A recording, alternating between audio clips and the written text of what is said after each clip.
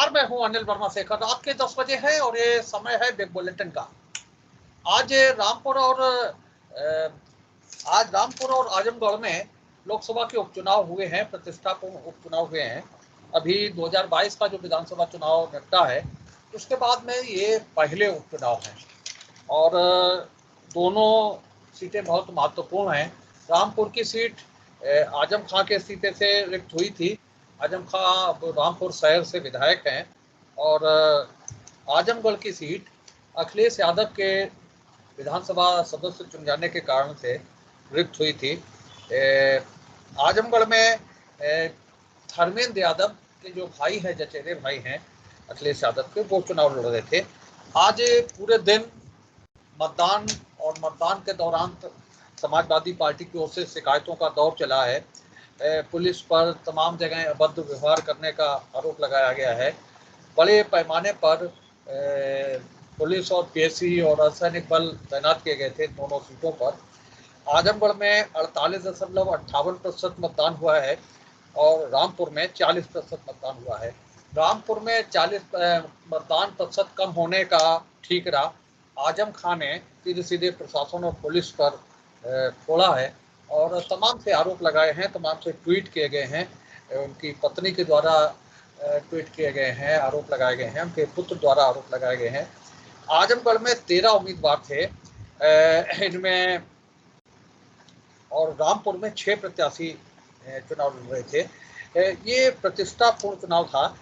खासतौर से आजमगढ़ में जो सीट सपा मुखिया अखिलेश यादव के इस्तीफे से रिक्त हुई थी, वहाँ धर्मेंद्र यादव को समाजवादी पार्टी ने अंतिम क्षणों में रणनीति बदलते हुए मैदान में उतारा था। धर्मेंद्र यादव अभी तक मैनपुरी से और बदायूं से सांसद रह चुके हैं और उनका मुकाबला भारतीय जनता पार्टी के दिनेश लाल यादव निरहुआ से था, जो पिछली बार अखिलेश यादव के खिलाफ लोकसभा का चुनाव लड़े थे भारतीय जनता पार्टी से। बसपा ने गुड्डू जमाली को मैदान में उतारा था। इसी तरह से रामपुर में जो वहाँ समाजवादी पार्टी के शहर अध्यक्ष है, महानगर अध्यक्ष आसिम रजा, इन्हें मैदान में उतारा था और घनश्याम लोधी ये भारतीय जनता पार्टी के उम्मीदवार थे। सीधे सीधा मुकाबला है रामपुर में सपा और भाजपा में। दोनों सीटों पर कांग्रेस ने उम्मीदवार खड़े नहीं किए थे और रामपुर में बसपा ने भी उम्मीदवार खड़ा नहीं किया था। ये रणनीति रही है और कांग्रेस ने दोनों सीटों पर उम्मीदवार नहीं लड़ाए हैं। तो ये स्थिति है। कुल मिलाकर के स्थिति ये है कि 48.58% मतदान हुआ है आजमगढ़ सीट पर और आजमगढ़ सीट पर शुरू से ही सुबह मतदान शुरू होने के समय से ही और शाम को 6 बजे तक मतदान की गति तेज रही और वोट बरसते रहे, मतदान तेज रहा। रामपुर में ये आरोप लगते रहे समाजवादी पार्टी की ओर से कि लोगों को रोका जा रहा है, महिलाओं के साथ अभद्र व्यवहार किया जा रहा है, थाने में है, तमाम लोगों को पूरे दिन थाने में बैठाए रखा गया, थाने के थाने भरे पड़े हैं। तो ये आरोप समाजवादी पार्टी की तरफ से लगते रहे। खासतौर से आजम खां और उनके परिवार के लोगों ने पूरे दिन आरोप लगाए। अब क्या स्थिति बनती है कि दोनों सीटें बहुत महत्वपूर्ण हैं। रामपुर की सीट काफ़ी समय से आजम खां के पास रही है और आजमगढ़ की सीट पर अखिलेश यादव से पहले सपा के संरक्षक मुलायम सिंह यादव यहाँ से सांसद रहे हैं। अभी जो विधानसभा चुनाव हुए हैं 2022 के, उनमें भी आजमगढ़ की 10 सीटें समाजवादी पार्टी के साथ हैं। तो निश्चित रूप से समाजवादी पार्टी के लिए ये दोनों सीटें, हालांकि कुछ लोकसभा में संख्या बल पर कोई बहुत अधिक असर नहीं पड़ना है, लेकिन एक संदेश जाना है इन दोनों उपचुनावों की जीत हार से कि जो आरोप समाजवादी पार्टी की तरफ से इन 3-4 महीनों में लगाए गए, उनको लेकर के जनता क्या सोच रही है, जनता में उन आरोपों को लेकर के कितना मंथन है, ये सारी चीज़ें हैं। तो आज हम इसी पर चर्चा करेंगे कि क्या समाजवादी पार्टी इन परिस्थितियों में अपनी प्रतिष्ठा बचा पाएगी इन दोनों सीटों पर, रामपुर और आजमगढ़ में। यहाँ बहुत नज़दीकी लोग हैं। अखिलेश यादव के भाई धर्मेंद्र यादव चुनाव लड़ रहे हैं और आजम खां के बहुत करीबी वहाँ जो महानगर अध्यक्ष हैं वो चुनाव लड़ रहे हैं। तो क्या समाजवादी पार्टी इन दोनों सीटों पर अपनी प्रतिष्ठा बचा पाएगी? जिस तरह से आरोप लगे हैं, शिकायतें हुई हैं चुनाव आयोग से, उसको लेकर के क्या संकेत जाता है? क्या स्थिति कुछ बिगड़ रही है? ये जो कम मतदान हुआ है, मतदान का प्रतिशत कम रहा है रामपुर में, इसको लेकर के क्या अनुमान लगाए जा सकते हैं? ये सारी चीज़ें हैं जिन पर आज हम चर्चा करेंगे। और तमाम सी चीज़ें हैं जो हमने बताई कि तरह तरह के बहुत तरह के आरोप लगाए हैं कि जिल्लत की ज़िंदगी जी रहे हैं यहाँ रामपुर में, आजम खान ने कहा है। और अब्दुल्ला आजम ने ट्वीट किया है कि ऐसे चुनाव से, लोकतंत्र में ऐसे चुनाव से क्या फ़ायदा। इस तरह के तमाम से आरोप हैं। और आजम खान जिस भाषा में बोलते हैं उस भाषा में ही उन्होंने तमाम से प्रशासन और पुलिस पर आरोप लगाए हैं। तो इन सारी चीज़ों पर चर्चा करेंगे कि इन सारे आरोपों का, इन सारी शिकायतों का क्या मतलब निकाला जाए और क्या समाजवादी पार्टी कुछ इन दोनों चुनावों से कुछ नुकसान होने वाला है। ये सारी चीज़ें हैं जिन पर जो आज चर्चा का विषय रहेंगी। आज भारतीय जनता पार्टी से विकास पांडे हैं, भाजपा के नगर अध्यक्ष। महिला मोर्चा की उपाध्यक्ष श्रीमती श्वेता दुबे भारतीय जनता पार्टी का पक्ष रखेंगे। कांग्रेस से विवेक नारायण मिश्रा हैं, प्रदेश कांग्रेस कमेटी के सदस्य। और वरुण त्रिपाठी वक्ता कांग्रेस के अध्यक्ष हैं। समाजवादी पार्टी से अनिल मिश्रा जी हैं, पार्टी के वरिष्ठ नेता। सुभाषपा से सुशील कश्यप हैं। ये पैनल है आज की बहस का। और यहीं से हम आज की इस डिबेट का भी बुलेटिन का की शुरुआत कर रहे हैं कि जो स्थितियां बनी हैं, मतदान का जो प्रतिशत सामने आया है शाम को 6 बजे तक का, उससे क्या अनुमान लगाया जा सकता है? और जिस तरह से समाजवादी पार्टी बराबर आरोप लगा रही है कि सत्ता का दुरुपयोग हो रहा है, पुलिस लोगों को वोट नहीं डालने दे रही है, ये सारी चीज़ें हैं। तो अनिल मिश्रा जी से ही शुरुआत करते हैं, समाजवादी पार्टी का जो प्रतिनिधित्व करते हैं, कि इन सारी चीज़ों का क्या अर्थ निकाला जाए? क्या जो स्थिति अभी तक रही है आजमगढ़ में और रामपुर में, जिस तरह से सपा का परचम लहराता रहा है, क्या वहाँ कुछ खतरा दिख रहा है? क्या क्या स्थिति बन रही है? या जो वर्चस्व है आजमगढ़ में और रामपुर में वो बरकरार रहेगा इन चुनावों के परिणाम आने के बाद? 26 जून को जो मतगणना होनी है, और शाम तक मतगणना परिणाम आने। अनिल बताइए। शेखर जी, बड़ी मजेदार शुरुआत है। हम बोलेंगे तो बोलोगे कि बोलता है। जिस वक्त चुनाव होता है, अब इसके बाद में विपक्ष जो कहेगा, सत्ता पक्ष कहेगा कि आरोप है। पक्ष अगर अपना दावा भी करेगा, शिकायत करेगा, तो वो कहेंगे आरोप है। मैं एक बात कह रहा हूं, चुनाव हुआ, रामपुर में भी हुआ, आजमगढ़ में भी हुआ। चुनाव की औपचारिकता पूरी हुई। हम कुछ भी कहते रहें, मानेंगे नहीं। कि कुछ भी कहते रहें, हम सुनेंगे नहीं। लेकिन सोशल मीडिया के ऊपर जो वीडियो वायरल हुए हैं, जो माहौल देखा है लोगों ने, पूरी दुनिया जो देख रही है, जो दहशत का माहौल बनाया गया है, और उसके बाद में जो कम वोटिंग हुई है, कम प्रतिशत वोट का पड़ा है, और फिर उसके बाद अपनी अपनी बात लोगों ने कही है। मैं एक बात कहूंगा, इस चुनाव को केवल इस चुनाव के नतीजों तक मत मानिएगा। ये चुनाव जो है बड़ा सुदूरगामी परिणाम लेकर के आने वाला है। और इसलिए कह रहा हूं इस बात को कि मुझे याद है, विवेक भाई बैठे हुए हैं, अरुण भाई भी हैं, वरुण जी भी हैं। एक दौर था उस वक्त के ऊपर, सन 75 वाला दौर था, जिसमें कि बड़े बड़े नेता सब एक जगह थे। उन्होंने कहा था इमरजेंसी लगी है, ये गलत हुआ। सत्ता पक्ष कहता था कि ये सही हुआ। लोकतंत्र सेनानी का भी रहा, सब रहा। लेकिन क्या वजह थी कि केवल कुछ ही महीनों पश्चात जो है वो इंदिरा गांधी फिर लौट करके आई। जो देख रही है और पूरी दुनिया देख रही है, उसके ऊपर गौर करने की बात है। मैं एक बात और कहूंगा जिसके ऊपर आप बात हुई है, संदेश जो है वो जा रहा है। संदेश तो पहुंच गया है, लोगों तक पहुंच गया है, देश और दुनिया में पहुंच गया है संदेश। और ये पहुंच गया है कि चुनाव की औपचारिकता पूरी हुई है। पोलिंग बूथ खाली पड़े रहे हैं। क्यों खाली पड़े रहे हैं? पहले से तैयारी शुरू हो जाती है। पहले से जो है मतदान करो आकर के, पूरा स्वतंत्र और निष्पक्ष मतदान करो आकर के, पूरा जो है वो अपने माहौल बनाया जाता है कि ये सर्वोपरि कर्तव्य है आपका प्रजातंत्र में, और होता भी है।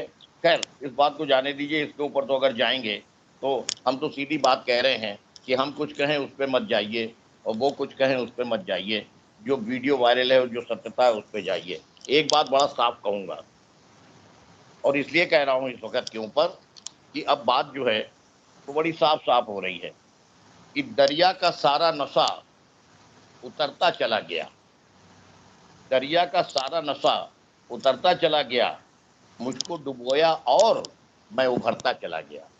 ये जितना लोकतंत्र का उपहास उड़ाया जा रहा है, जितना लोकतंत्र को दबाया जा रहा है, जितना सरकारी मशीनरी को इस्तेमाल किया जा रहा है, इसका घातक परिणाम जो है वो विपक्ष को नहीं, सत्ता पक्ष को ही झेलना पड़ता है। हर युग में हुआ है, हर देश में हुआ है, कोई नई बात नहीं कह रहा हूं मैं। और फिर भारतीय जनता पार्टी की अपनी अदालत है, सरकार तो है इनकी, इनकी अपनी एक अदालत भी है, जनता की अदालत। जो अपने वसीम बरेलवी साहब ने एक शेर कहा था, आज तो शेरो शायरी में ही बात हो रही है आपसे सबसे, और उसके अर्थ को भी सब लोग जो समझते जा रहे हैं कि फैसला लिखा रखा है पहले से खिलाफ, फैसला लिखा रखा है पहले से खिलाफ, आप क्या खाक अदालत में गवाही देंगे? तो जहां पे ये तय हो कि हमको चुनाव किस तरीके से लड़ना है और चुनाव किस तरीके से स्वतंत्र और निष्पक्ष मतदान को प्रभावित करना है, किस तरीके से चुनाव न होने देने की बात करनी है, मतदान न होने देने की बात करनी है, सर्वोपरि जिम्मेदारी होती है सत्ता पक्ष की। कम प्रतिशत मतदान क्यों हुआ? आपके पास जो है सरकारी मशीनरी की कमी थी, लोग बाग जो है वो स्वतः वोट डालने नहीं आए। ये सब सवालों के जवाब तो आपको देने ही पड़ेंगे।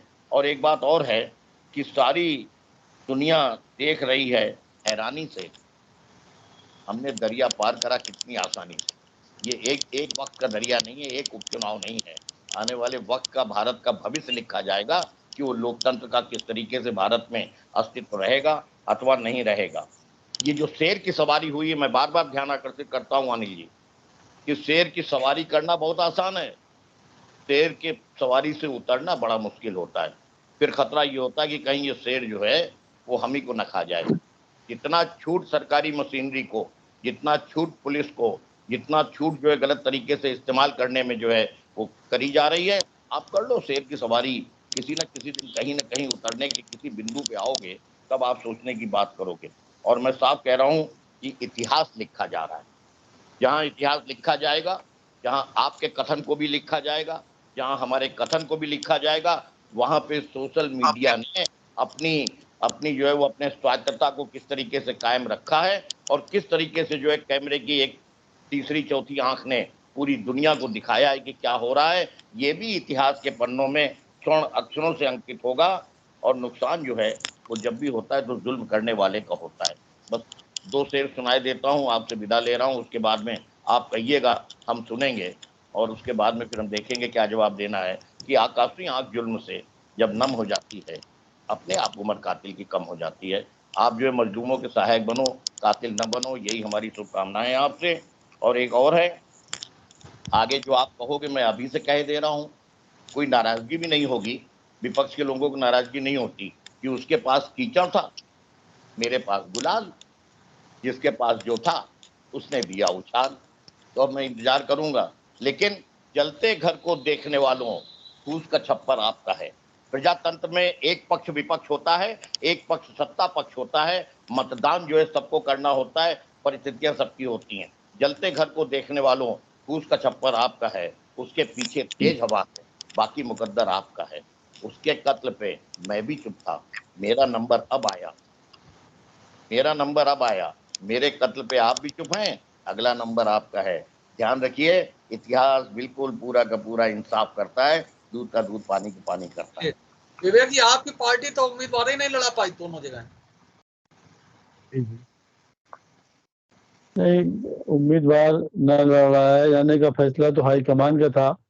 अब हाईकमान ने कुछ सोचा होगा कि तथ्यपूर्ण इसमें तथ्यों को देखे कि यहाँ पे चुनाव लड़ना उतना कितना उपयोगी रहेगा या क्या इसका असर पड़ने वाला है। तो कई चीजें, क्योंकि कांग्रेस एक अखिल भारतीय स्तर की पार्टी है, तो इस तरह के निर्णय कोई भी होते हैं वो काफी विचार विमर्श और काफी अन्य चीजों को ध्यान में रख के लिए जाते हैं। ऐसा कम होता है कि कांग्रेस चुनाव में भाग न ले। तो कहीं न कहीं कुछ रणनीति के तहत ये फैसला लिया गया होगा। और ये चुनाव उत्तर प्रदेश में जिस तरीके से अभी 2022 में चुनाव हुए और जिस रणनीति पे चुनाव लड़े गए, और दूसरा जो रामपुर खास में जो रामपुर में जो मतदान का प्रतिशत कम रहा, और तीसरी बात जिस तरीके से आजम खां को सुप्रीम कोर्ट की एक तर्क टिप्पणी के बाद उनको जमानत जिस तरह मिलने में मार्ग प्रशस्त हुआ, ये कई चीजें हैं जो ये सब चीजें दिखाई पड़ रहा है प्रदेश की, उत्तर प्रदेश के इन दो उपचुनाव में क्या होने वाला है। ये तस्वीर बिल्कुल साफ है। ये देखिए, तो बाई नेचर ये वर्चस्व की उनके लिए भी है, वो तो सिर्फ एक ही चीज में होमवर्क करते हैं, केवल सत्ता के लिए, और तो किसी में इनका होमवर्क है नहीं, सारी सब में फेल है ये। तो ये पूरी, चाहे उपचुनाव हो या चुनाव हो, ये पूरा होमवर्क तो अपने इसी में लगाते हैं, ये कोई चीज बाकी नहीं रखेंगे इसमें। कहिए तो प्रधानमंत्री जी भी आ जाए चुनाव में, कहीं व्यस्त होंगे नहीं आ पाए, तो वरना तो ये भाजपा के लिए बहुत वर्चस्व की लड़ाई है ये। वो जो चूंकि रामपुर भी खास है उनके लिए और आजमगढ़ भी खास है, तो इन दोनों के जरिए से, हालांकि आपने खुद ही कहा कि बहुत इन दो सीटों से बहुत फर्क नहीं पड़ने वाला है लोकसभा में कि जो संख्या बल है, लेकिन एक संदेश के लिहाज से वो संदेश अभी आगे आने वाले चुनाव भी हैं राज्यों के उनके, और कई चीजों को लेकर जो संदेश भाजपा इन चुनाव के जरिए से देना चाहेगी, तो इसलिए भाजपा इन चुनावों में भी पूरी अपनी जो रणनीति रही है उस रणनीति के तहत कोई कसर नहीं छोड़ने वाली है कि इन चुनावों को जीतने के लिए। और रामपुर खास में, रामपुर में जो ये मतदान का प्रतिशत कम रहा है, ये मतदान का प्रतिशत भी अपने आप में आज बहुत कुछ चीजें स्पष्ट इससे हो रही हैं कि वहां पे भी कोई बड़ी बात नहीं है कि वहां पे जो नतीजे आए वो अप्रत्याशित आए। ये आप समझ लीजिए, कम मतदान का प्रतिशत बता रहा है वहां पे कि वहां पे भी नतीजे अप्रत्याशित हो सकते हैं ये। और जो आजम खां का आरोप है, वो आरोप कहीं कहीं से उसमें लगता है कि एक सच्चाई है। ये मतदान का प्रतिशत का कम होना, ये बिल्कुल उससे ये साफ जाहिर है ये। तो इन चुनावों से हालांकि कोई फर्क नहीं पड़ने वाला है, लेकिन फिर भी भाजपा इन चुनावों के जरिए अपना एक जो संदेश देने की कोशिश करेगी कि जीत केवल हम ही सकते हैं। हमारी जो नीतियां हैं, अग्निपथ की बात है या और तरह के मुद्दे हैं, उनको देखते हुए भाजपा इन दो चुनाव के जरिए से एक तरीके से जनादेश फिर से लेना चाहेगी। सुशील जी भाई साहब जी,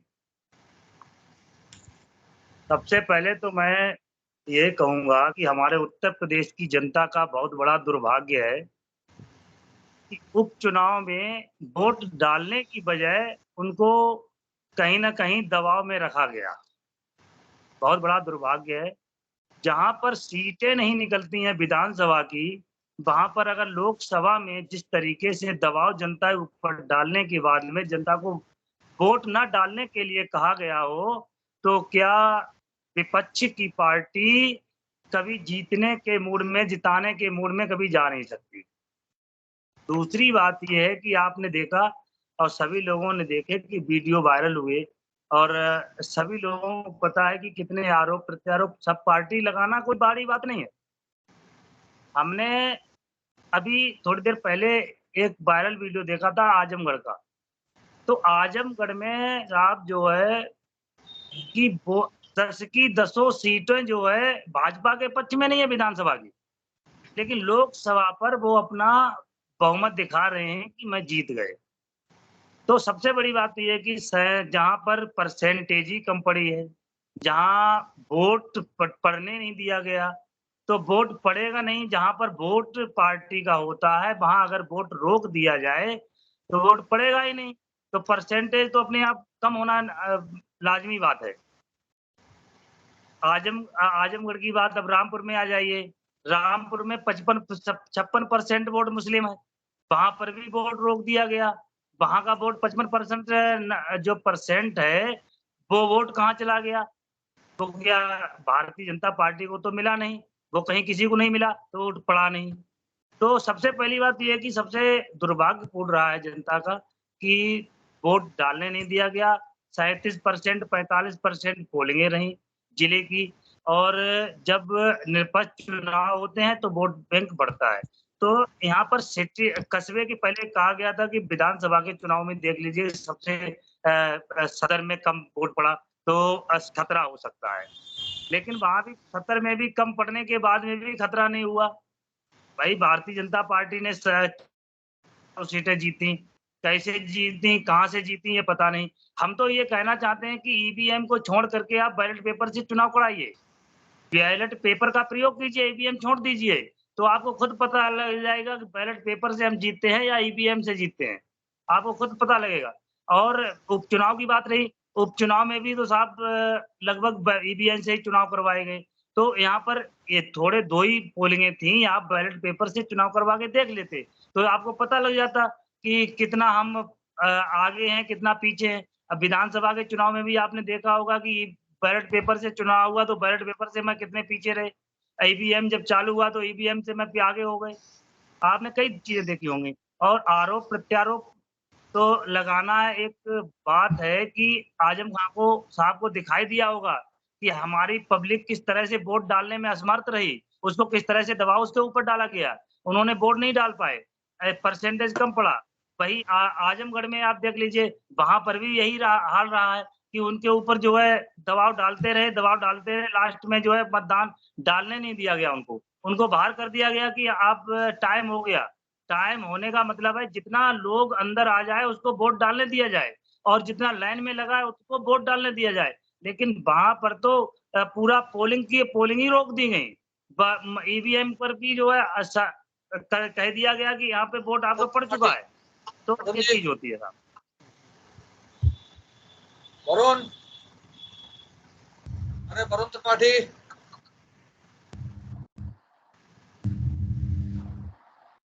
वरुण जी,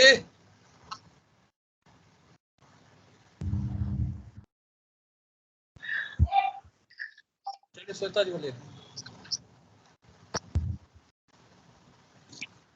भाई साहब, आज सपा वालों ने बड़ा शेरो शायरी वाला माहौल बनाया है, तो हम भी शुरुआत शेर से ही करना चाहेंगे। झूठ के नाव सच के समंदर पे चलते नहीं, झूठ बोलने वाले अपना स्वभाव बदलते नहीं। इससे काफी कुछ समझ में आ रहा है। जो आपका रोना है हर उपचुनाव, हर चुनाव के बाद वही ईवीएम, वही मतलब हम लोग यूज टू हैं, हमें पता है कि आप अब यही बोलने वाले हैं। तो सबसे पहले तो हम शुरुआत करें आजमगढ़ से। आजमगढ़ में कहां पर ऐसा हो गया है कि वोट नहीं डालने दिया गया, तमाम अत्याचार किए गए। और मैं इस चीज को संशोधन करना चाहूंगी कि उत्तर प्रदेश की जनता का दुर्भाग्य है। पूरे उत्तर प्रदेश में उपचुनाव नहीं हो रहे हैं, सिर्फ 2 जगह पर हो रहे हैं, आजमगढ़ और रामपुर। और अफसोस की बात यह है कि ये दोनों ही जगह सपा का गढ़ मानी जाती हैं, और सपा का तिलिस्म टूट रहा है। रामपुर में आजम खान जी का और आजमगढ़ में अखिलेश यादव का। तो उसकी अपनी हार को सुनिश्चित जानकर जो भी आज बयान आ रहे हैं उससे यही पता चल रहा है कि हम आजमगढ़ में भी जीत का परचम लहराने जा रहे हैं, और रामपुर में भी जो जो बताया गया। अब मैं सबसे पहले आजमगढ़ से बताना चाहूंगी कि आजमगढ़ की सीट जो है वो बहुत दिनों से मतलब सपा का शुरू से ही ये बहुत प्रतिष्ठित सीट रही है। और इस पर जो है अखिलेश यादव जी से पहले मुलायम सिंह यादव जी चुनाव जीत चुके हैं, अभी अखिलेश यादव जी भी जीत चुके हैं, और इस बार ये धर्मेंद्र यादव जी को इस पर खड़ा किया गया है। मैं ये पूछना चाहती हूँ कि आप लोगों से, सपा और सूबा सपा जिनको बहुत परेशानी है कि ये बहुत महत्वपूर्ण सीट थी, रामपुर की भी थी और आजमगढ़ की भी थी, अखिलेश यादव जी चुनाव प्रचार करने क्यों नहीं गए? योगी जी ने उनको मना किया था, बीजेपी शासन ने मना किया था, रोका था कि मत जाइएगा, चुनाव प्रचार करने क्यों नहीं गए? समझ रहे हैं आप क्या मुंह लेकर जाएंगे आप जनता के सामने? आज जो वोटिंग परसेंटेज दिखाई पड़ा है, रामपुर में 7% और आजमगढ़ में 9% वोटिंग पिछले चुनाव से कम हुई है। तो ये आपकी कमी है जो आप हमारे ऊपर थोपने की कोशिश कर रहे हैं। आप जनता को प्रभावित ही नहीं कर पाए, आप जनता को बूथ तक ला नहीं पाए। ये सरकार की जिम्मेदारी नहीं है, ये प्रत्याशी जो वहां पर खड़े हैं उनकी जिम्मेदारी होती है, और सबसे ज्यादा आपकी है, क्योंकि ये आपका पुराना गढ़ रहा है, आपका किला ढह रहा है। आजमगढ़ में जो आज हुआ है, और ये सपा के ताबूत की आखिरी कील साबित होगा। हम जीत रहे हैं और इतिहास बदलने जा रहे हैं। निरहुआ जी बीजेपी से जीत के आ रहे हैं आजमगढ़ से, और रामपुर का तो आजम खां जी ने जो बयान दिए और जो उनके बेटे ने दिए, उससे उनकी निराशा स्पष्ट दिखाई पड़ रही थी। और वही पुराना ये हो गया, वो हो गया, मैं ये चोर हूं और जनता को रोक दिया गया। अभी लास्ट में एकदम शाम के टाइम पर एक न्यूज आई थी कि बुर्का पहन के एक लेडीज वोट डालने गई, और वो जब उसको पकड़ा गया तो वो अपनी जिठानी के नाम पर वोट डालने आई थी। और जब उसे पूछा गया कि आप ऐसी वोटिंग क्यों करने आई, तो बोली कि मेरे सास ससुर ने भेजा है। भाई साहब, ये सपा का वोटर था, बीजेपी का नहीं था, तो उसको रोका गया है, चेक नहीं कराया जाए, कुछ देखा ना जाए। चुनाव तो अपने उसमें ही लिमिट्स में ही होगा कि जो उसके नियम कानून है, कि कुछ अलग होगा, क्योंकि ये सपा का चुनाव है, महत्वपूर्ण चुनाव है, इसलिए सारे नियम कानून में छूट दे दी जाए। और अभी पूर्ववर्ती हमारे सपा के प्रवक्ता ने बड़े आरोप लगाए कि ये हो रहा है, वो हो रहा है। मैं उनकी सब बातों को मान रही हूँ, क्योंकि ये सब होता रहा है सपा के शासनकाल में। हमारे योगी जी के शासनकाल में ऐसा कुछ नहीं है। हम सुशासन के लिए ही आए हैं और सुशासन ही चल रहा है, तो इसलिए हमको क्या समझे अरुण जी जी भाई? देखिए इस तरीके से वीडियो वायरल हुए, ये उपचुनाव था साहब, और उसमें कोई मुझे कहने में शक नहीं है कि ये साफ सत्ता का चुनाव होता है। लेकिन तो शासन की बात करने वाली भाजपा, आप देखिए कि कम मतदान कैसे हुआ। कम मतदान होना भी साहब विपक्षियों के ऊपर एक साहब हमला है कि साहब विपक्ष ही वोटों को निकाल के लाए। आपने तमाम एडवर्टाइजमेंट, लाखों करोड़ों रुपया साहब खर्च किया टीवी पे, तमाम प्रचार पे। आप समझिए विपक्ष के ऊपर ये कहीं ना कहीं हमला। दूसरी चीज, जहां तक रामपुर में जो आजम खां का मामला रहा, तो आजम खां के विषय में जो अभी हमारी भाजपा की महिला साथी ने कहा, तो आप देखिए प्लस टूट रहा। बिल्कुल सही कहा, किसी एक राजनेता के ऊपर ये इतिहास में दर्ज है भारत की आजादी के बाद कि साहब सुप्रीम कोर्ट ने कहीं ना कहीं संज्ञान लेते हुए ऐतिहासिक फैसला दिया, जिस तरीके से उनकी रिहाई हुई।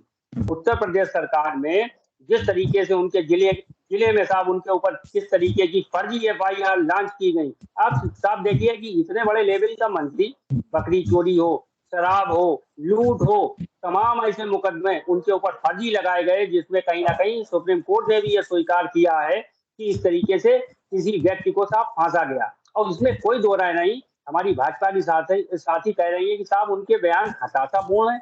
आप कह सकती हैं आप सत्ता में बैठी हुई हैं। दूसरी चीज आप देखिए कि क्या पुलिस प्रशासन ने साहब नहीं रोका, किस तरीके से साहब उन्होंने मीडिया के ऊपर ये आरोप लगाया कि चौथी आंख बिल्कुल साहब बंद है, क्या सच नहीं दिखा सकती। कहीं ना कहीं मीडिया दबी और सहमी हुई है।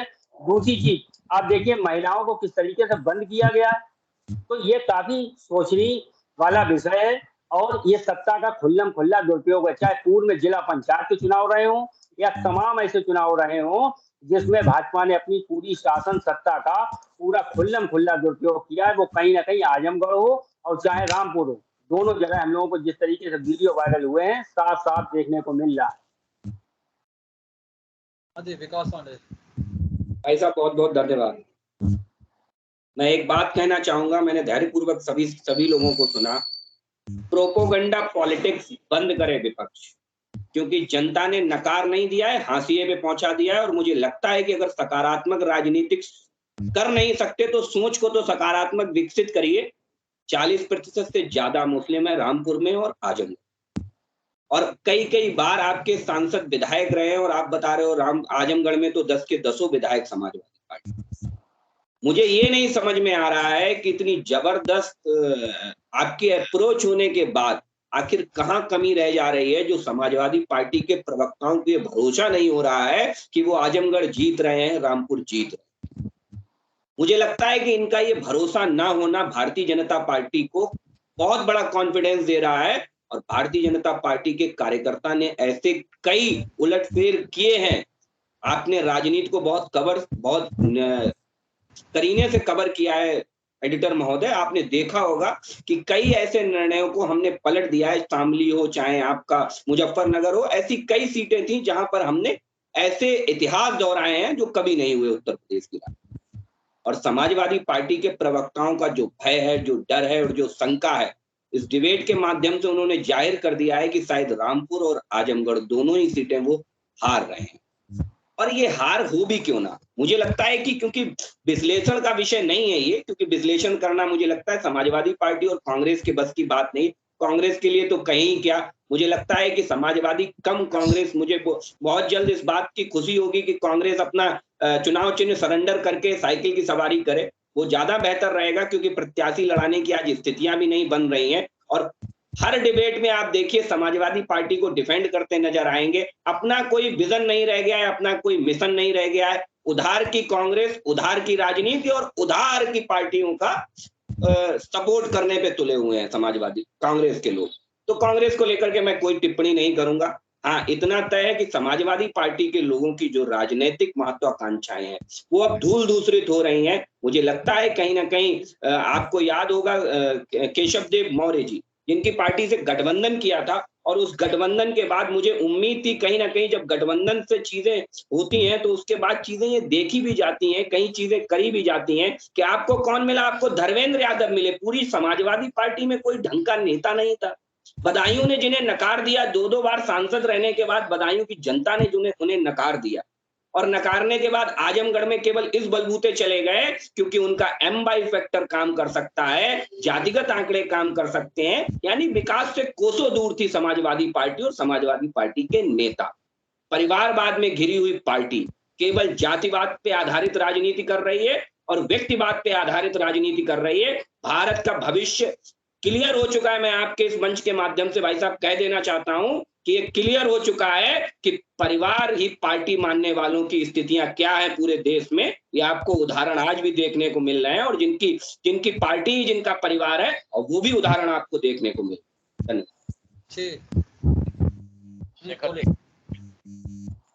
मुझे एक किस्सा याद आ रहा है। एक राजा ने पोशाक बनवाई,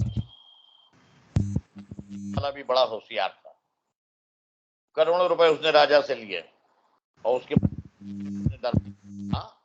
हुजूर पोशाक उसी को दिखाई पड़ेगी जो बड़ा इंसाफ पसंद होगा, जिसने कभी झूठ नहीं बोला होगा, कभी बेईमानी नहीं करी होगी, कभी किसी को सताया नहीं होगा। दरबारियों से पूछा कि क्या दिखाई पड़ रहा है? अरे उन्होंने कहा भैया पोशाक।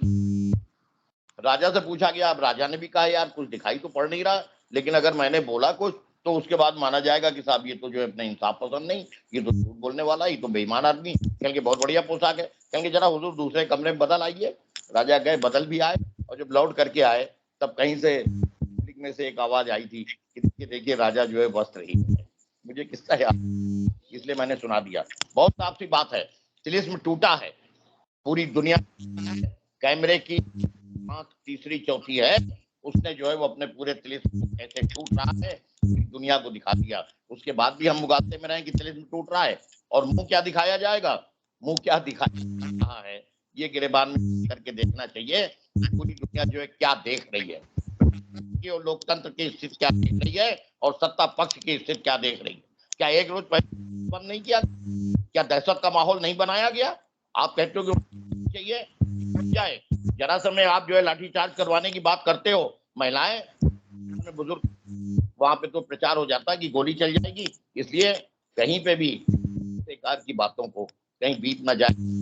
आने वाला भविष्य देखो कि भविष्य कितना संकट हो या भविष्य कितना कलंकित होने जा रहा है। ये एसपी और कांग्रेस की बात मत करिए, पूरी दुनिया है। और हम संतुष्ट हैं इस बात पे कि आप जो है जाति करके और कुछ करके उसके बाद में सीट के ऊपर अपना जो है कहीं भी संख्या बल ले रहे हो या न ले रहे हो, इसकी बात है।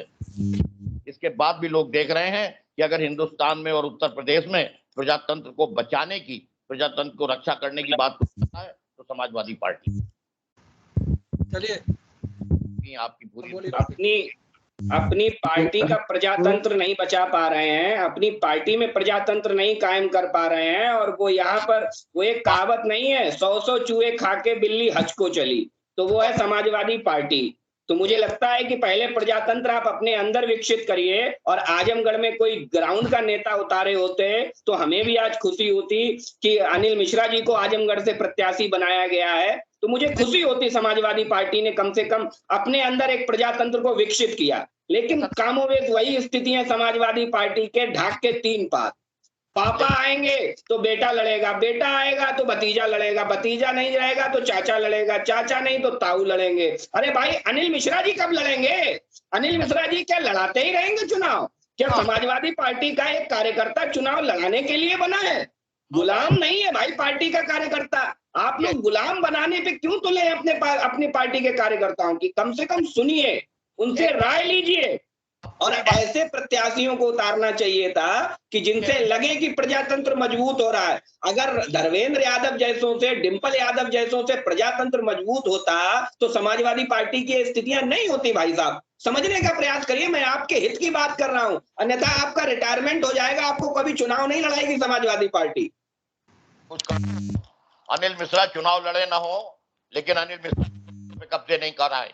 अनिल मिश्रा चुनाव लड़े ना हो, अनिल मिश्रा ने धोखा नहीं दिया, अनिल मिश्रा ने वो जातियां नहीं की जो लोग दूसरे करे हैं। छोड़िए अनिल मिश्रा की बात को, अपनी देखिए। आप कह रहे हो कि क्या होगा। मैं आपसे एक बात पूछ रहा हूँ मानवर, जो अभी पूछने की बात हो रही थी, जरा मुझे एक बात बता दीजिए। आपने कहा, कथित आरोप पे दे रहा हूँ जवाब, आपने कहा कि हम अपनी पार्टी के कार्यकर्ता को गुलाम बना रहे हैं।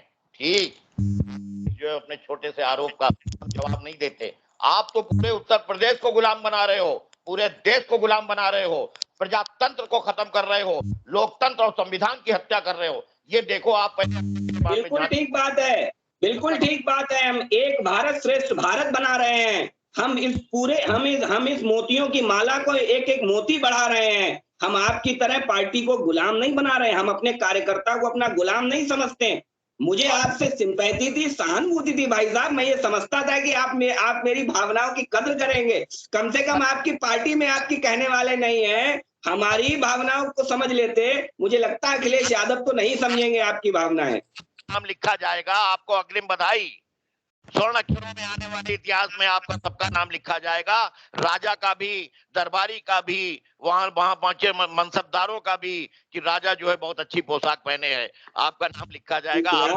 इतिहास हमेशा सीना ठोकने वालों का लिखा जाता है, गुलामी बजाने वालों का नहीं। हम आपकी इस शुभकामनाओं का स्वागत करते हैं। थोड़ा सा महीने का और 56 इंच का और इसका भी नाप जो है जरा रखिएगा, आगे बात होती रहेगी। कोई किसी की जागीरदारी नहीं होती है सीना ठोकना और सीना करना।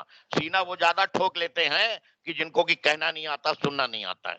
इसलिए मानवा देखिए, आगे देखिए होता है। एक मिनट बोलिए, समय नहीं, 38 मिनट हो गए। हाँ, एक मिनट। हाँ देखिए, सीना ठोकने की बात करने वाले ही भूल गए कि प्रधान सेवक जी ने 8 साल में प्रेस को नहीं सामना कर पाया, एक भी प्रेस कॉन्फ्रेंस नहीं करी। सीना ठोकने वाले ऐसे प्रेस कॉन्फ्रेंस करके दिखाएं पहले, इतनी बातें करने के पहले। दूसरा, श्रेष्ठ भारत की आप बात करते हैं, ने कितनी प्रेस कॉन्फ्रेंसें करवाई थी कांग्रेस ने? मनमोहन सिंह ने कितनी प्रेस कॉन्फ्रेंसें करी थी? कोई कांग्रेस प्रवक्ता हमें बता दे। अरे भाई बताइए ना, क्या सोनिया गांधी करती थी उनकी प्रेस कॉन्फ्रेंस? बता दें कि सोनिया गांधी की पार्टी है। एक चोर सामने आके उससे कहता है तुम साहूकार, वो उससे कहता है तुम साहूकार, और दोनों चोर हैं। मनमोहन सिंह ने आप प्रेस कॉन्फ्रेंस जानकारी के लिए पहले आप बगैर जानकारी न बोला करिए। मनमोहन सिंह जी ने प्रेस कॉन्फ्रेंस नहीं करी। सोनिया जी की हाजिरी के अलावा उन्होंने कुछ नहीं बजाया। सोनिया जी की हाजिरी के अलावा मनमोहन सिंह जी ने कुछ नहीं बजाया। एक प्रेस कॉन्फ्रेंस नहीं कर पाए, 8 सालों में एक प्रेस कॉन्फ्रेंस नहीं कर पाए। एक प्रेस कॉन्फ्रेंस अगर भाजपा के साथी हमारे बता दें माननीय प्रधानमंत्री जी ने एक प्रेस कॉन्फ्रेंस की हो और वो कह रहे साहब मनमोहन सिंह जी के पहुंच गया था। 8 साल आपका रहा, 8 साल आपने चलाई सरकार। मनमोहन सिंह ने कितनी की, राजीव गांधी ने कितनी की थी प्रेस कॉन्फ्रेंस, राजीव गांधी ने कितनी की थी, इंदिरा जी ने कितनी प्रेस कॉन्फ्रेंस करी थी, बता दो ना। छप्पन इंच का सीना किसका है? अरे छप्पन इंच का सीना किसका है? छप्पन इंच का सीना किसका है? जम्मू छप्पन इंच का सीना किसका है? आप मानने वाले बहुत पीड़ा होगी, हमें मालूम है। सीने की ताकत जम्मू का सीना कश्मीर किसका? वालों से पूछिए। 56 इंच का सीना सिर्फ प्रधान सेवक जी का है। 56 इंच का सीना सिर्फ प्रधान सेवक जी का है। आपको मालूम नहीं, इसके बाद क्या करिए, 15 प्रेस कॉन्फ्रेंस करी इंदिरा गांधी ने, आप करी मनमोहन सिंह ने, जानकारी करिए पहले, आप तब बात किया करिए। झूठ बोल रहे हैं, झूठ बोल रहे हैं आप, झूठ बोल रहे हैं, फर्जी आंकड़े, फर्जी कांग्रेस, झूठ बोल रहे हैं। एक भी प्रेस कॉन्फ्रेंस नहीं करी, एक भी प्रेस कॉन्फ्रेंस नहीं करी। आप लिंक साझा करिए, झूठ मत बोलिए, एक भी प्रेस कॉन्फ्रेंस नहीं करी। लिंक भेजिए, वापस ले, एक भी प्रेस कॉन्फ्रेंस नहीं करी है। 15 प्रेस कॉन्फ्रेंस करी और मनमोहन सिंह ने पहले आप ये ताजमहल भी आज का नहीं है, हमारा ताजमहल है ये, क्या उस पर।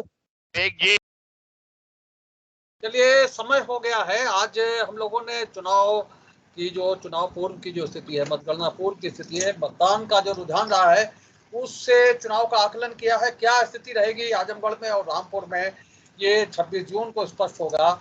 हम इस पर फिर चर्चा करेंगे अगले दिन, अगली चर्चा में।